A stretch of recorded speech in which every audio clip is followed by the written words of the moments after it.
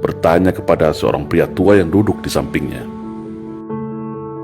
"Bapak, kalau saya boleh bertanya, benda apa yang ada di dalam karung itu?" kata profesor. Pria tua menjawab, "Oh, itu adalah kumpulan tikus yang ada di ladang gandum saya." Lalu profesor dengan mimik yang semakin heran dan penasaran melanjutkan pertanyaannya. "Untuk kegunaan apakah tikus itu jauh-jauh Anda bawa dan untuk siapa?" Si pria tua menjawab, "Tikus ini ada yang order buat laboratorium pemerintah sebagai bahan penelitian. Saya mau mengantarkannya langsung. Dan ini sudah biasa saya lakukan dalam beberapa tahun ini." Sambil manggut-manggut, si profesor bertanya kembali, "Lalu, kenapa Anda selalu menendang-nendang tikus itu dan menggoyang-goyang karungnya setiap saat?"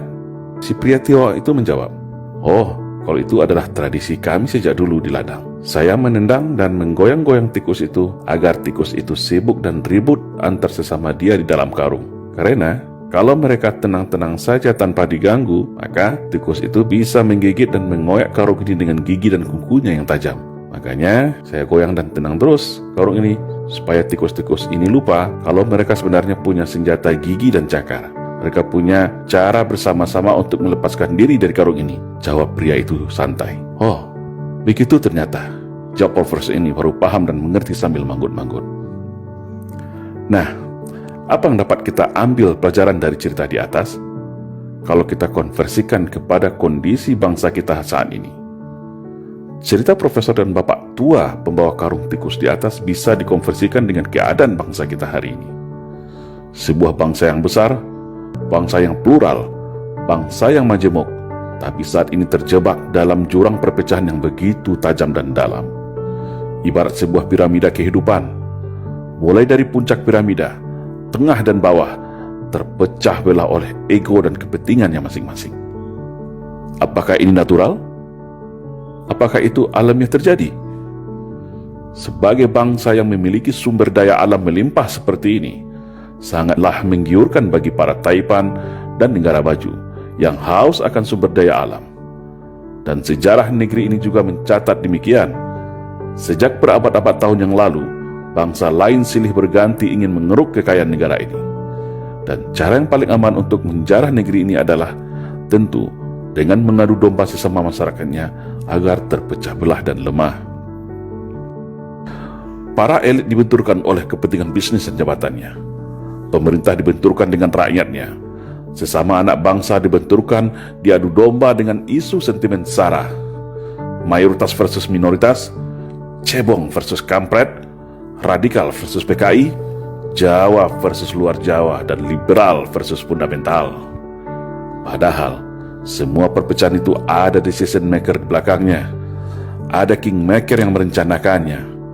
Para elit memiliki kekuatan invisible hand yang ingin mengalihkan segala perhatian, menguras energi bangsa, hingga kita semua lupa, lengah bahwa bangsa ini adalah bangsa yang besar, bangsa yang hebat, bangsa yang tangguh, bangsa yang ramah, baik dan patriot sejati, sebagaimana pendahulu kita mendirikan negara ini dengan segenap jiwa raganya.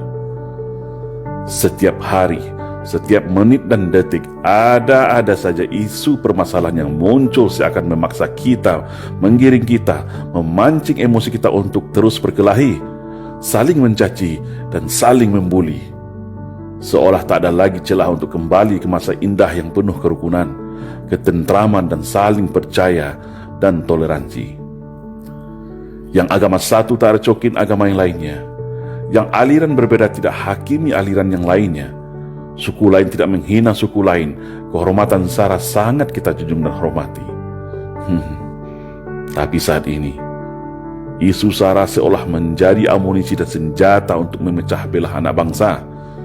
Akhirnya yang terjadi, sesama anak bangsa terjebak dalam jurang gelap perpecahan tiada henti, yang membuat para cukong, elit minoriti, kingmaker semua tepuk tangan dan tertawa sambil menghisap kekayaan negeri ini dengan tenang. Sudah saatnya bangsa ini sadar akan jati dirinya. Sudah saatnya kita semua paham arti dari semua perpecahan ini. Semua ada yang mengaturnya dan semua ada yang menikmatinya. Ibarat kata pepatah, kalau kapal pecah, maka hiu yang akan kenyang menikmatinya.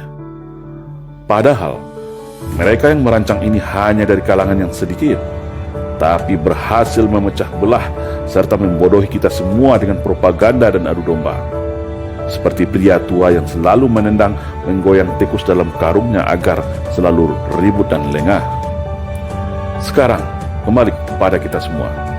Tetap ribut saling cakar antar sesama, atau bersatu bersama-sama untuk melepaskan diri dari skenario belenggu perpecahan, membangun arus gelombang persatuan kesatuan bangsa untuk menuju arah Indonesia ke depan yang lebih baik, yaitu Indonesia yang bersatu, berdaulat, adil dan makmur. Salam Indonesia Jaya.